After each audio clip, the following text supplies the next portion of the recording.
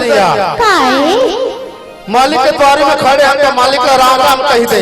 राम राम मालिक। गजब दिन मालिक के द्वारे में आए हैं। सुगर कन्हला हला के लचका के नाचबे और सुगर कोयली कसगा पे मालकिन हाथ वाला खुश होके बने लोग कलती।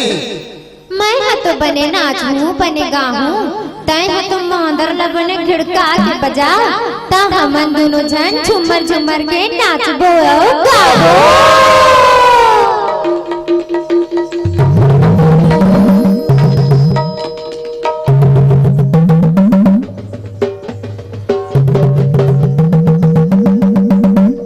हाय हाय हाय ठोकर कन्हला फटका हाय हाय हाय ठोकर कन्या